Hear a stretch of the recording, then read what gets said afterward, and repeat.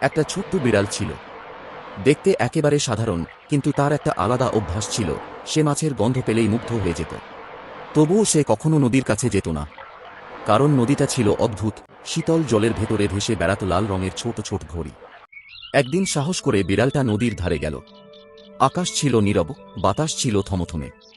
হঠাৎ করে জলের ভেতর থেকে একটা ঘড়ি লাফিয়ে উঠল, যেন জীবন্ত। চকচকে কাঁটা ঘুরছে, আর কর্কশ কণ্ঠে বলল, মাছ চাইলে আগে সময়কে ধরতে হবে।